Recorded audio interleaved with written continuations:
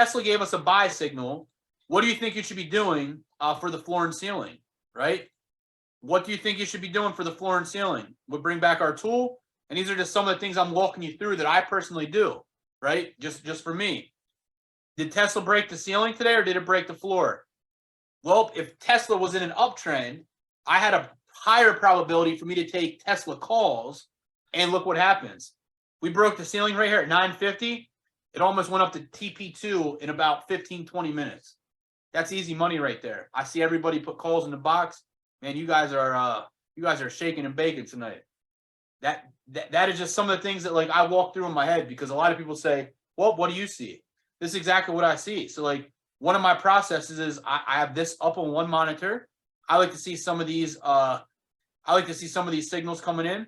I see an ES buy signal as soon as the market opened up. That gave me a bias today to really want to trade SPY when it broke the ceiling. Look what happened. We broke the ceiling. That was an easy money trade this morning. So we're just stacking some of the probabilities that we have in our favor, but oftentimes we do have so many tools that an individual could get lost, for sure. But in the end, it's like you're making a plan for yourself and what you find beneficial, right? I'm an options trader. I know what the algos are doing. Now you guys know what the algos are doing. So that's what keeps me grounded in taking those algo trades, right? And they're very powerful, but you just got to be consistent with them. We got a riot buy signal, daily time frame. This is actually a swing trade, but you go all the way down and you almost could pick and choose them, right? So the algos in there are telling us what the trading view scripts are doing and blessing us and being prepared. But that's why you got to be engaged. You know what I mean? Does anybody have any questions so far? If you have any questions about anything, feel free to come on real quick. If not, we're going to keep on. We're going to keep moving along.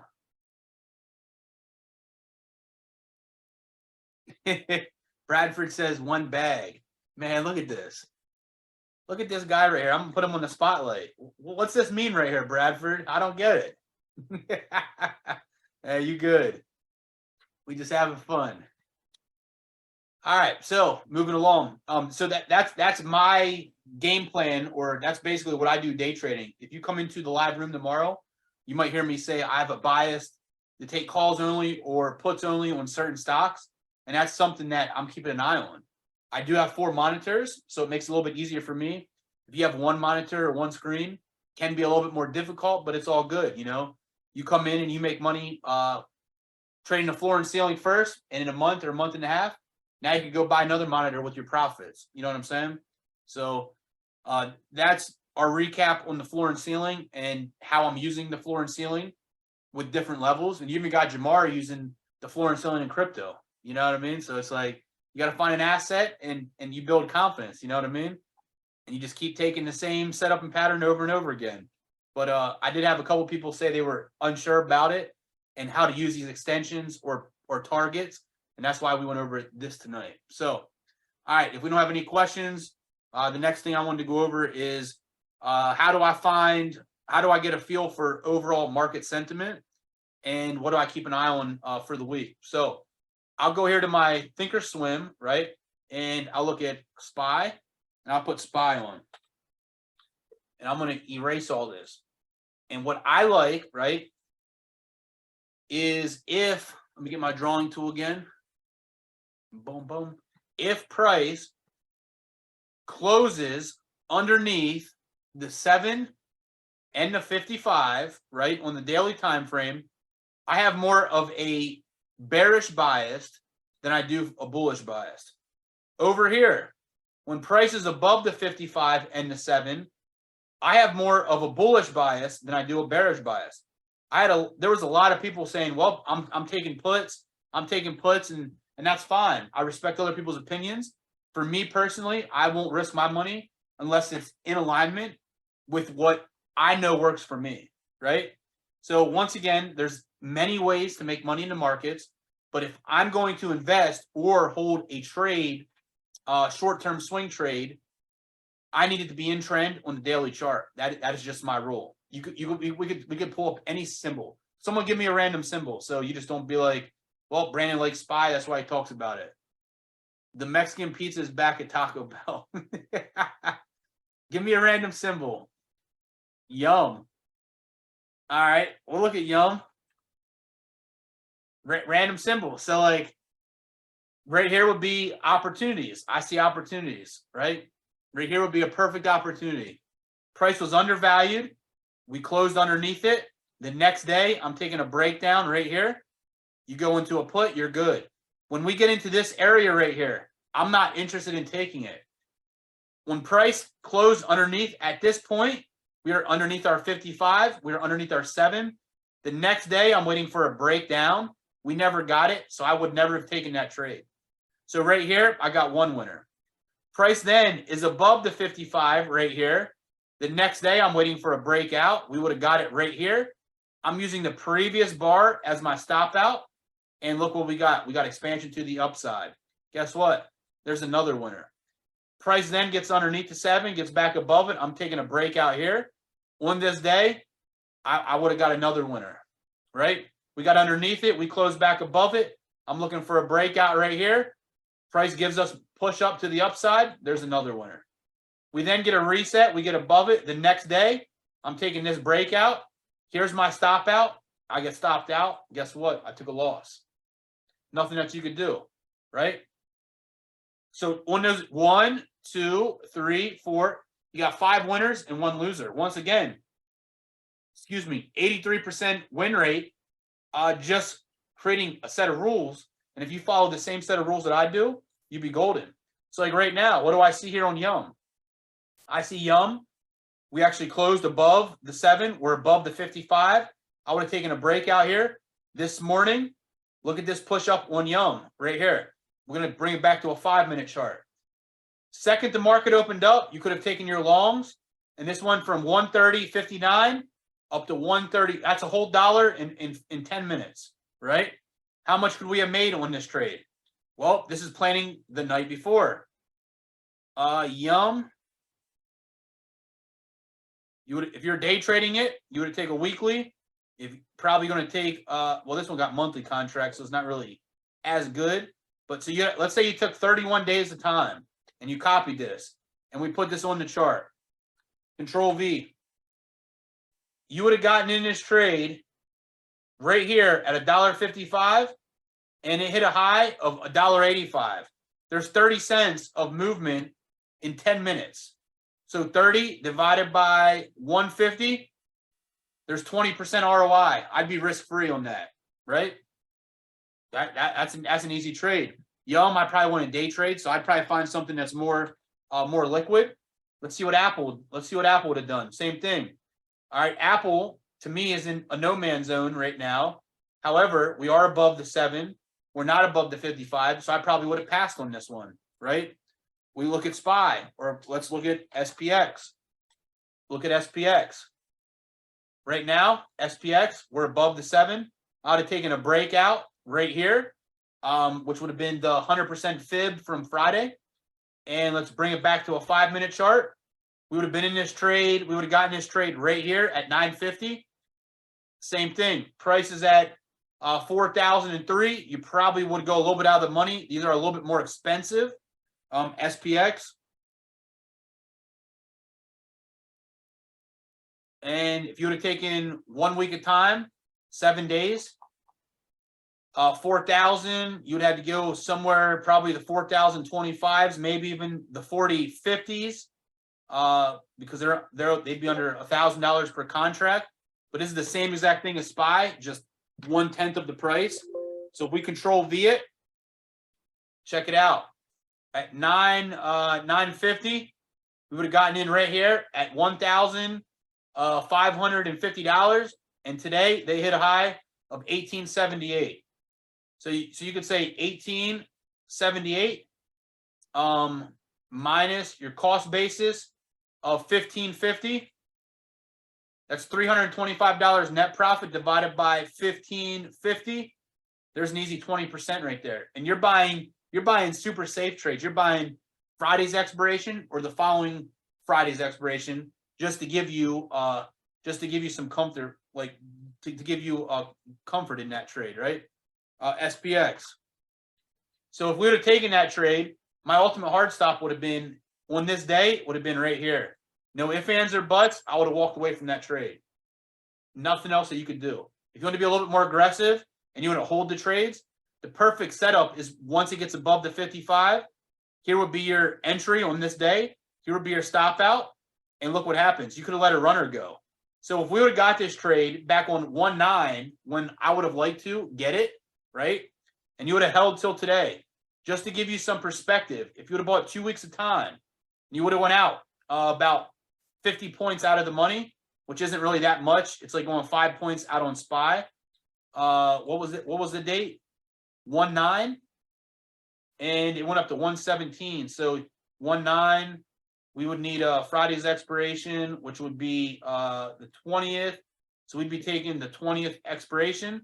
This is how you can accurately see and backtest some of these things. The 20th would be right here, and it was at, what was it again? Price was at 39.07. So you probably went with the 39.50s, which would give us about 50 or 60 points out of the money. Maybe even the 4,000s. We'll just say the 4,000s. So that's like going 10 points out of the money on SPY. You could still make money on this, right? The open interest is there. You could still make money on it. The delta is above 20. That's what we're looking for a minimum. Same thing. Control V. On this day at 1-9, that's when we would have taken this trade. You can see right here. 1-9 is right here. You would have taken this trade on 1-9. You would have got it opened up here. You would have got filled around $2,000 a contract, and they hit $4,000. That's a 100% ROI move. But in one day, they went from $2,000 up to $3,700. That's $1,700 net profit in one day. I'm sorry, I'm not giving that up. $1,700 divided by 2,000, it's 85% ROI in the box. Put SPX in the box if you'd be happy with that.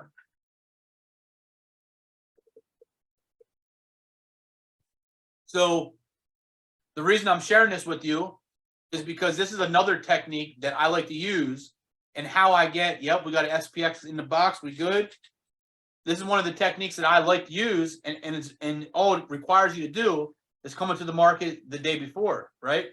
So for me, I'm still bullish on SPY and SPX. This could fall all the way back down to this could drop 100 points, and I'm still bullish on this. Does everybody understand why? Because I got two sets of rules, right? I want it to be above the 7, and I want it to be above the 55. So now, I'm going to share something with you for you day traders, right? If you take this, and you know over the last 1, 2, 3, 4, 5, 6, 7 days, if we know, in my eyes, if I know that we have bullish momentum, right, riding up on our moving average, and they are stacked bullishly. If you come down to the 5-minute chart, 1, 2, 3, 4, 5, the last 6 days, check this out.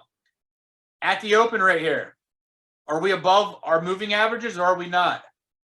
We're above our 7. Extremely high bullish momentum. Would you be confident to take a trade right here? I would, right? There's one winning easy trade right there. You come to the next day, right? Same thing. Price gets above the 7 and the 55 right here. This may not look like a large move, but in 5 minutes, this went from 39.08 to 39.13. There's a 5-point move. There's another winner, another opportunity to go risk-free. Here's another opportunity right here to go risk-free. Price pushes up. Still riding it. You're still bullish. Let me move this.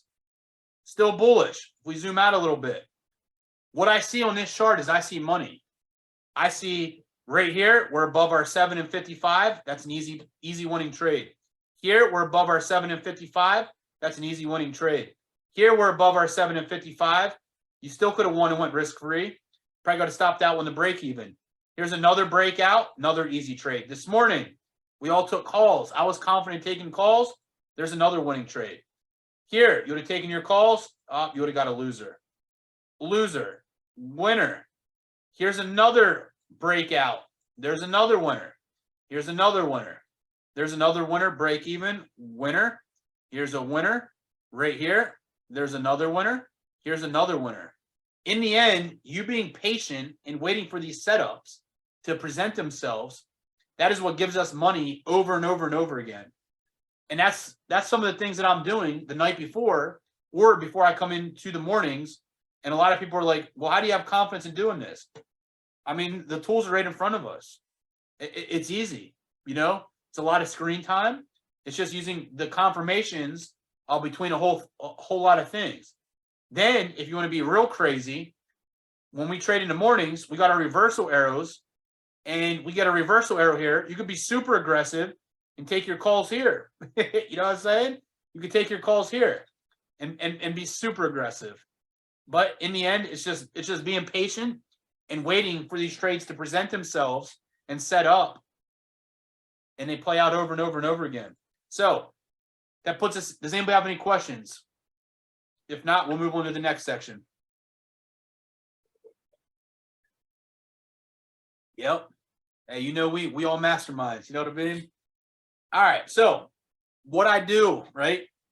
How do I get a feel for market sentiment? That's kind of what I do, right? So SPY, Qs, DIA for me is real easy. SPY, I can look at the SPY. Where are we at right now? I'm gonna get us an indicator made. So we have buttons that'll tell us bullish or bearish. And if we're above, if we're below everything, it'll say bearish. If we're above everything, it'll say bullish. And if we're in the middle here, it's going to say neutral. And that way we can have a visual that puts us up here in the upper left-hand corner. So I'm gonna bless you guys that, but let me get it made first. So I look at SPY. To me, SPY's bullish. I look at Qs. Same thing on Qs. Let me erase all these fibs. What's the Qs right now? I think we're bullish on the Qs as well. DIA, we had a horrible red day today, but the truth is we're still red, or we're still positive on DIA as well, you know? Then you come in here and you look at some other stuff, and we look at our report. And now what's the Oracle saying? And it's another tool that we have, right? Let me find it. Oracle breakdown right here. So today is the 17th. What do we have on the 17th?